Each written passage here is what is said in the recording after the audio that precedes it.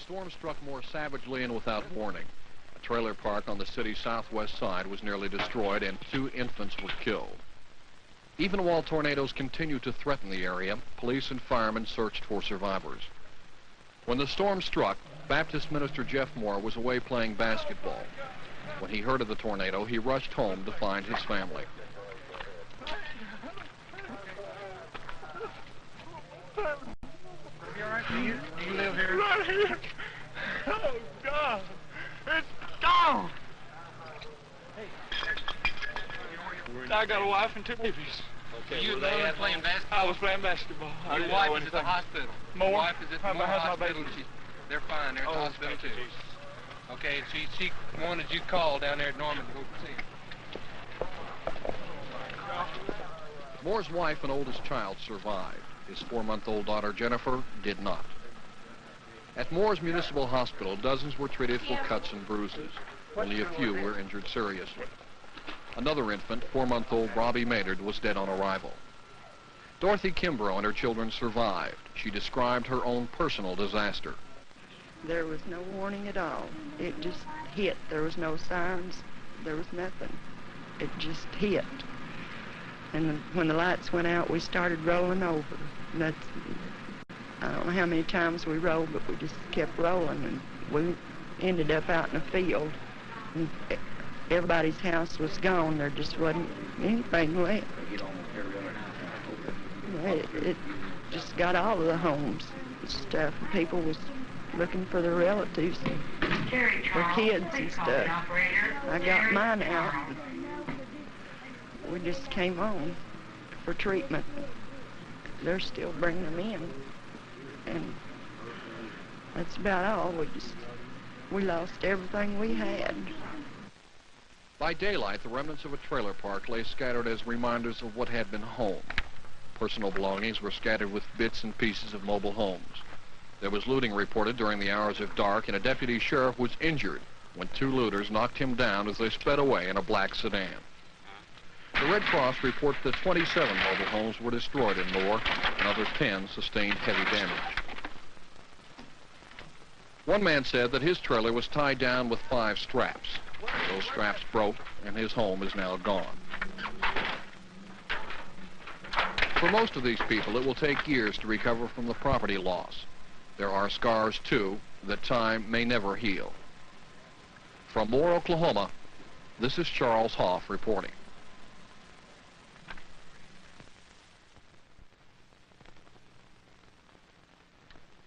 The revolt began early yesterday when 4 inmates, apparently unarmed, overpowered 2 guards.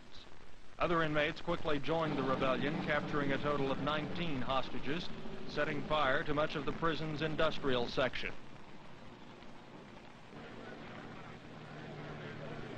Two inmates were killed and more than a dozen injured, according to official spokesmen, all at the hands of fellow prisoners.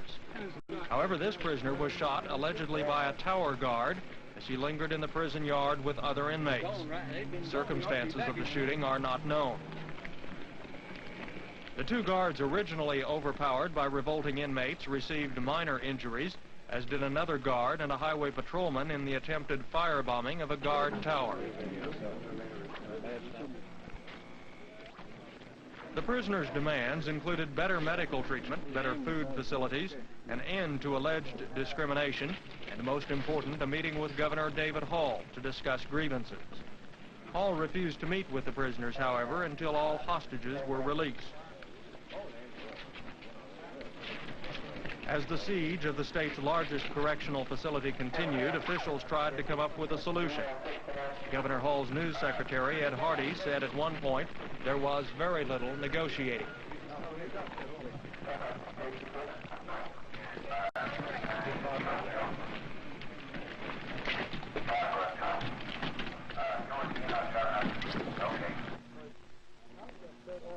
As darkness came to McAllister last night, prison buildings continued to burn unchecked as firemen watched helplessly, unable to enter the area held by rioting inmates. Additional fires were set and eventually destroyed about 3/4 of the prison, nearly everything except the administration building, cell blocks, and mess hall. Officials said it would cost $10 million to replace the burned-out facilities. The uprising also had already claimed 2 lives and wounded more than a dozen inmates, guards, and law officers. Additional contingents of law enforcement personnel continued to arrive throughout the night, and as dawn came, there were rumors of decisive action to put an end to it.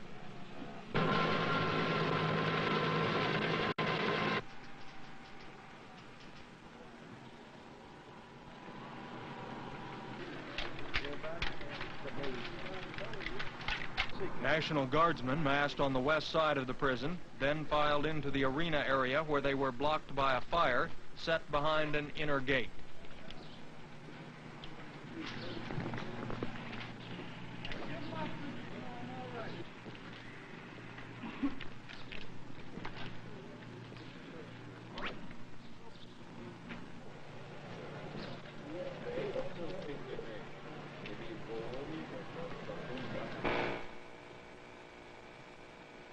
On the other side of the prison, highway patrol troopers and police surrounded the eastern gate. At 8:15, about 200 to 300 inmates voluntarily surrendered and marched single file from the main prison into a fenced-in area. Guards shouted at the inmates to keep them moving, and a few shots were heard, apparently warnings fired into the air. Once in the yard area, however, the prisoners ignored orders from Corrections Board Chairman Irving Ungerman to return to their cells. As it became clear there were another 200 inmates still holding out inside, hopes for ending the rebellion dimmed.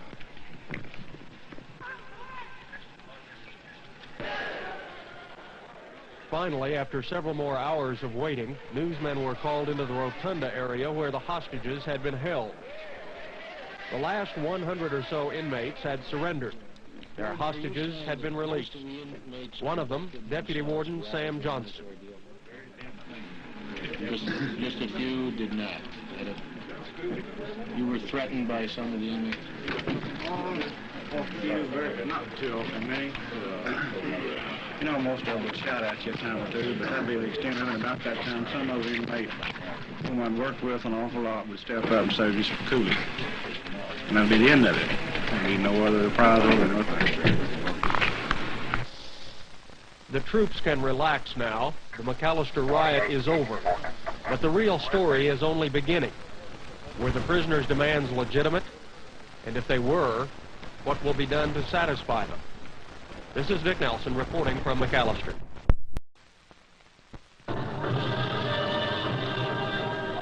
Gunther Gable Williams is the center of attention. Ringling Brothers Barnum and Bailey show, regardless of which ring he's in. A master handler of animals for 25 years, Gunther devotes his talents to 12 Bengal tigers, the largest act of its kind in the world. The perils of his job are obvious, but not always mixed with the roar of the crowd.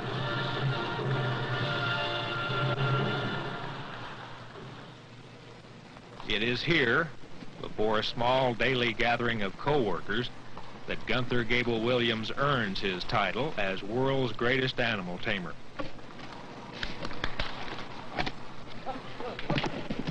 Each morning, Gunther holds school, a ring full of playful one-year-olds. Mere youngsters that could rip away a man's arm without trying. The danger is ever present, but masked by the frolicking of young cats. These tigers will someday be a part of the Great Bengal Act, but now their reactions are highly unpredictable, even to a man who understands them better than anyone else.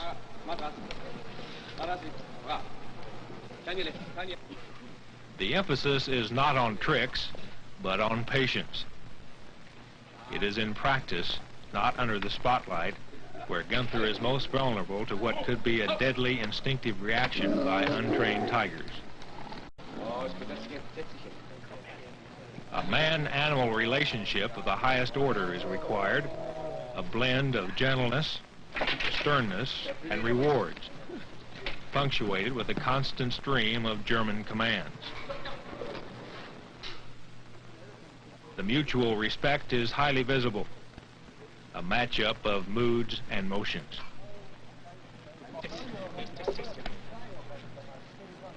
Those outside the Tiger cage can't fully appreciate it.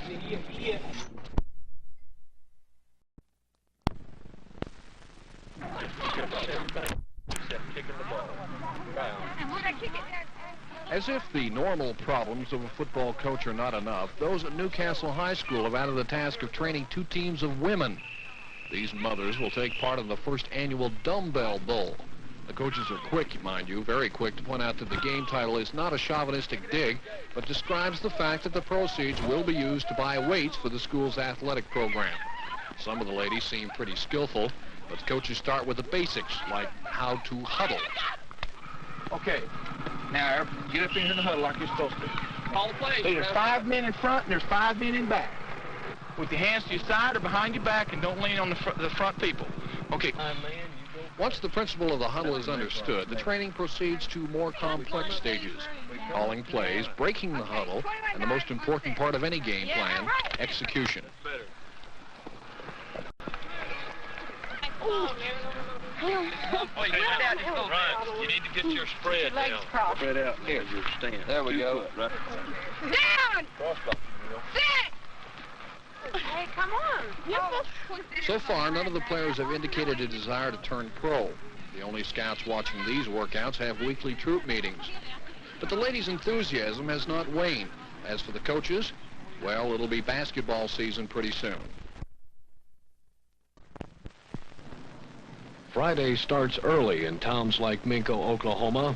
By Wednesday afternoon, posters are flying from downtown windows.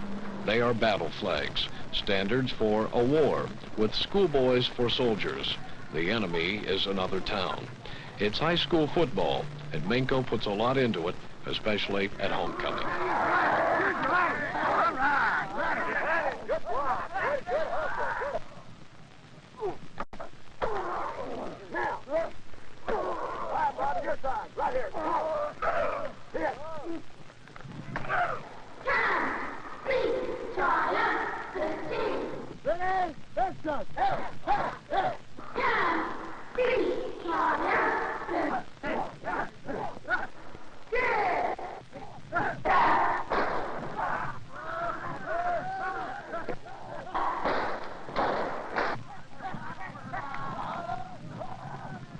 All right, the junior high queen candidates will come around the field.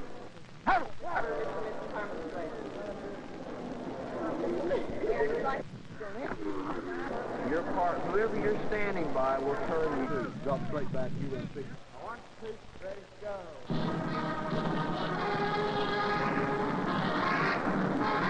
Now, I want you guys to play off these guys about 8 yards out there. There is more to Minko High School than just football, just as there's more to the rest of the town.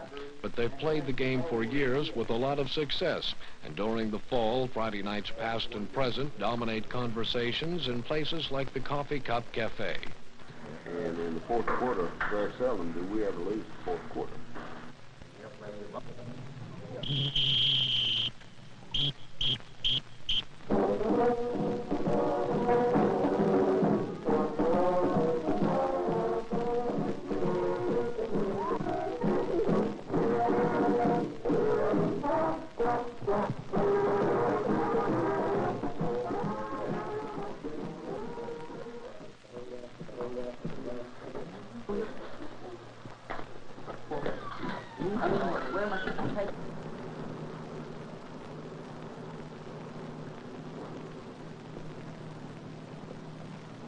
I repeat, I would like that you have a little bit of a competitive, highly competitive attitude tonight in front of your home fans.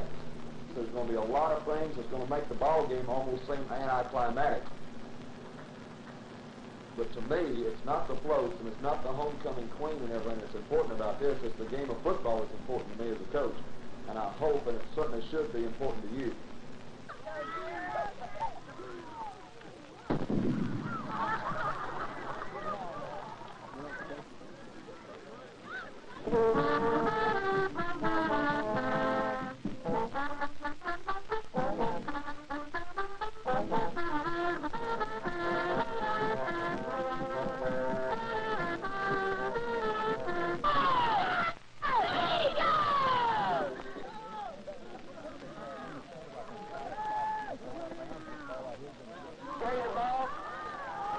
This is a lean year in Minco. Victories have been scarce and defeats plentiful. But every Friday night battle is fought as if they were still champions, as they have been in the past. And if the homecoming game is not an anticlimax, it is the last part of the ritual. Tonight, it's too short. Victory is 2 points and too many seconds away. What was once a week is counted off in lights on a scoreboard.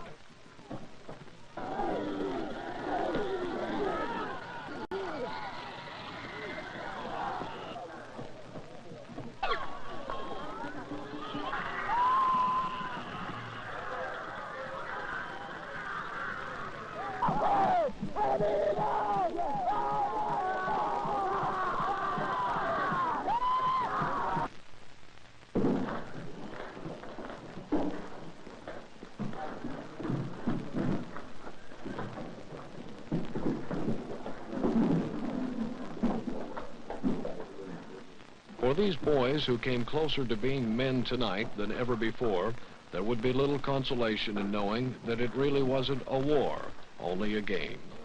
There will be another game next Friday. Practice starts Monday. This is Brad Edwards.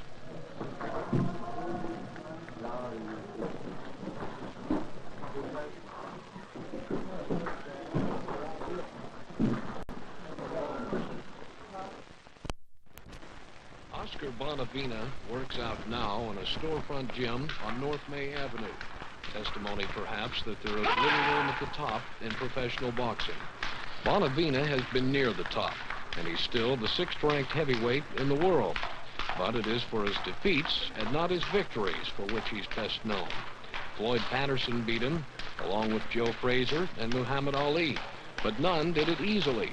The Argentine champ has never been knocked out, and it's doubtful if Terry Sorrells from Austin, Texas, will even come close when they fight tomorrow night at the fairgrounds.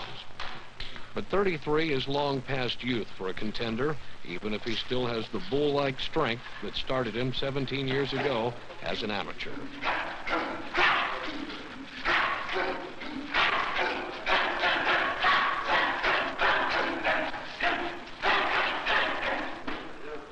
Oscar says this fight will be a tune-up, but he doesn't say who he's tuning up for. The golden days of boxing are long gone, and a fight with a worthwhile purse is hard to find. And if nobody has said Oscar is on his way down, nobody is really expecting him to come all the way up either. There are other compensations. He's a national hero in his native Argentina. Wherever he works out, there are always a few of his countrymen there to watch and admire. Oscar Bonavena does not say how long he'll continue to box, but it could be for quite a while. There are a lot of storefront gymnasiums. This is Brad Edwards.